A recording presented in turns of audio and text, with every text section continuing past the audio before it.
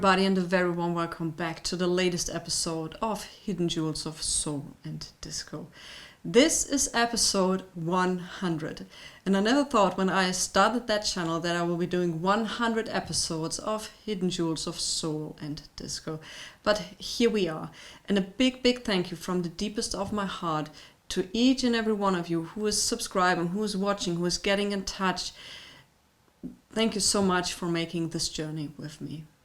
So for episode 100, I thought about something special, and I think you might like that. So today I'm presenting you a group who had their big breakthrough in 1975 when they did a soundtrack recording for a movie that became one of Blaxploitation's most successful movies. Well, to bring that back into your memory, let's watch the trailer.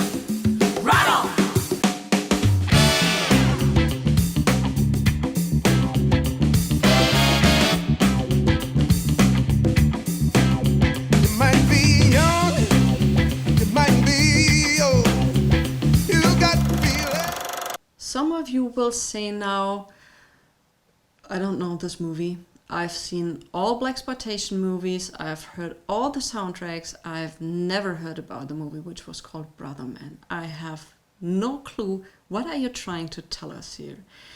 And you're absolutely right. That movie, unfortunately, never existed. But the soundtrack recording for that movie was indeed recorded, at least in a rough mix. And it took over 3 decades after it was recorded to be finally released. Therefore, today we are featuring the story of the final solution and the soundtrack recording of Brother Man. Heaven up above, sent you down to me, to build a home of love.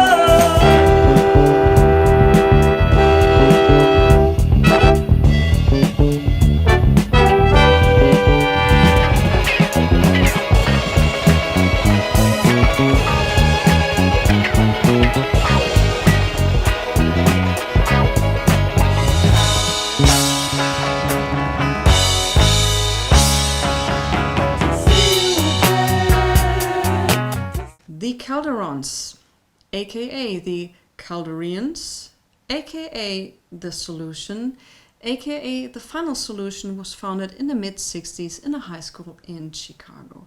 And the founding members of the group were Daryl and Ronnie Kennedy, followed by Leroy Pointer and Ted Patton. They became very fast one of the favorite groups in high school and also continued after high school.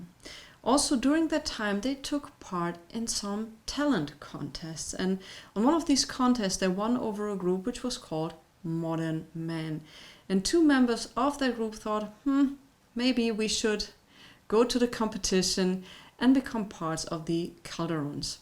And these 2 members were John Banks and Alan Brown, and also classmate Bruce Rogers joined on guitar.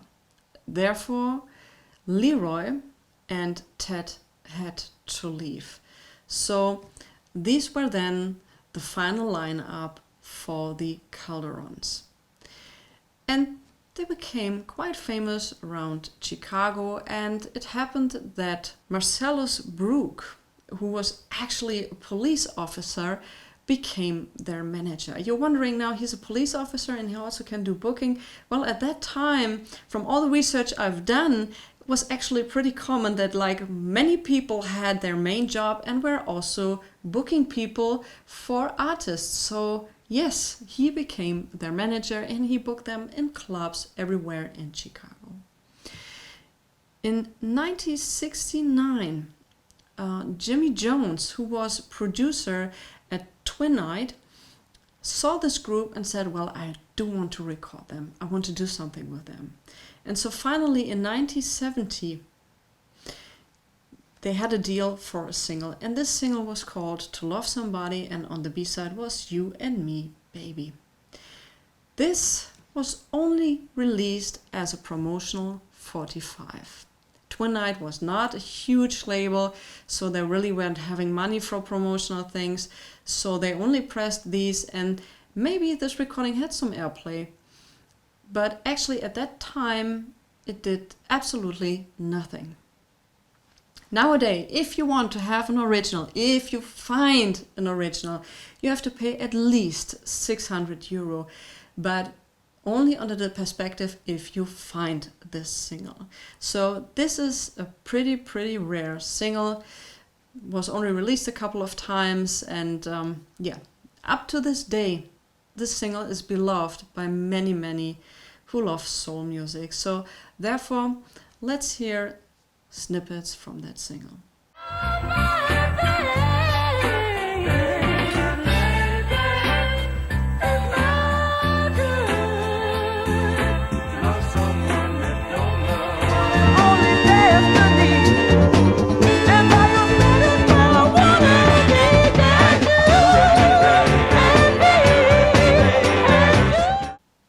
Fast forward to 1975.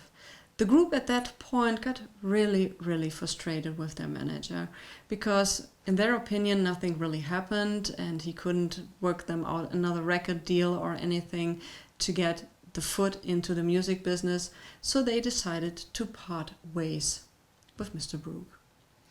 At that time, Paul Serrano, who was the founder of PS Studios, and we featured that studio in episode 96 when we discussed Silk, so if you want to have a detailed look into that studio, I would recommend that you check out episode 96 with Silk. Well, he got in touch with them and said, well, why don't you come over and we record some music and see how that works? Of course, they jumped to that chance. So once they were in the studio, it really didn't work. But luckily, Carl Woolfolk was working on demo recordings. And Carl was a very successful songwriter, producer. He wrote Can I Change My Mind from 1968, which was done by Tyrone Davis. So he really knew how the music business worked. He was working on demos because Chuck Colbert Jr. got in touch with him. And Chuck was a member of the group American Breed, was quite successful, and his father was into music business, also into movie business, and he said, Chuck, there's a Blaxploitation movie coming up, it's called Brother Man, and the tagline will be The Pusher Who Became a Preacher, so make sure that we have a proper soundtrack for that movie. And Chuck got in touch with Carl. Carl immediately, without having any idea what the movie will be about, wrote the whole album. And while he was working on that, he approached the Final Solution and asked them, hey, aren't you interested in working with me on that soundtrack album? Of course. And thankfully, the demo recordings survived so that we can now enjoy a whole album by this group, which actually wouldn't have happened. But why did the film not take place? Why was the soundtrack not finished?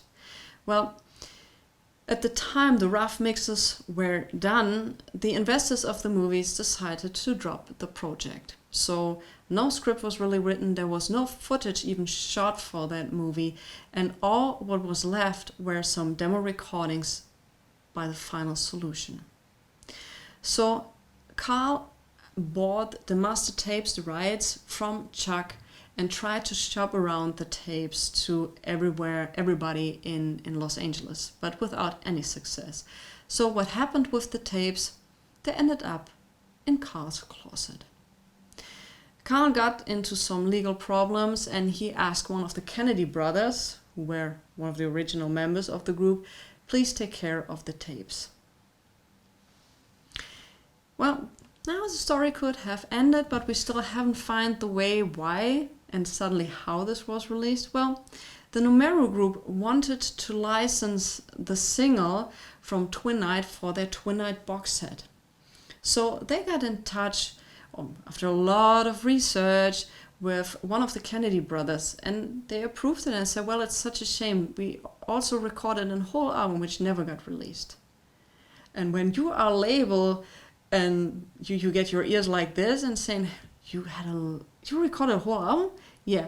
So they tracked down Carl because that was in 2008, and for 3 years Carl already had the tapes back. So they tracked down Carl and asked him, would you like us to release that album finally?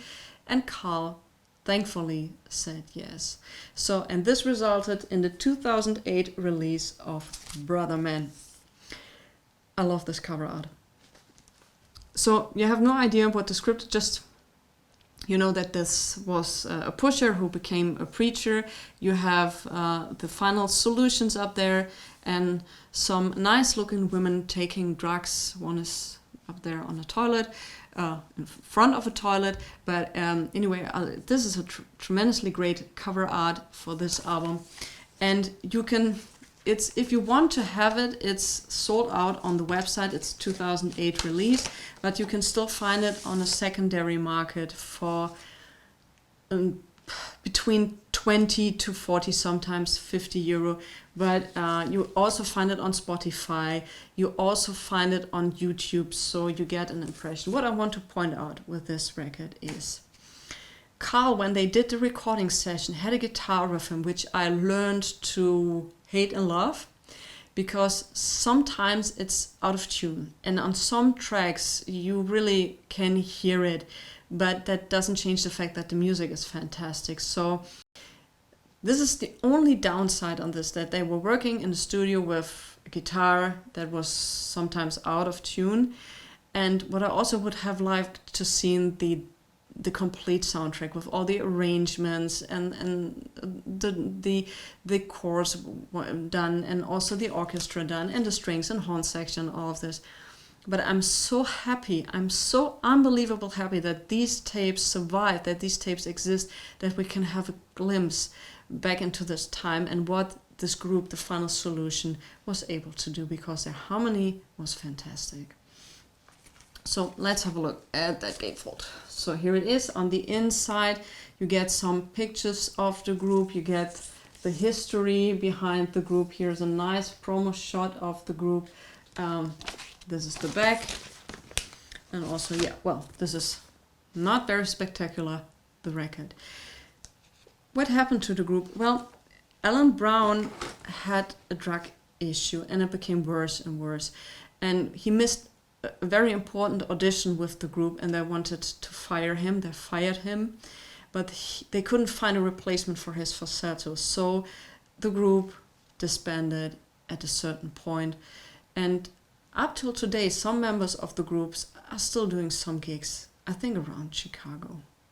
But for me, having this and also knowing that the members of the group or their children are getting finally some royalties from this, and also Carl, who did all the soundtracks, is getting and seeing some money from this, is absolutely astonishing. And a big thank you to Numero Group for doing all the hard work and making this now available, or making it available in 2008 for everybody to hear, because the story behind this and the music is just absolutely fantastic. And I do hope that everybody from the Final Solution is doing well, and that they are now can enjoy a little bit of this and can show this to their grandchildren and children and see, hey, look, that's what I did back then.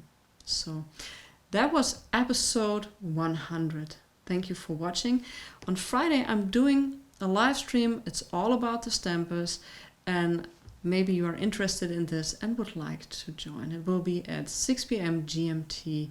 So I see you next time. Thank you.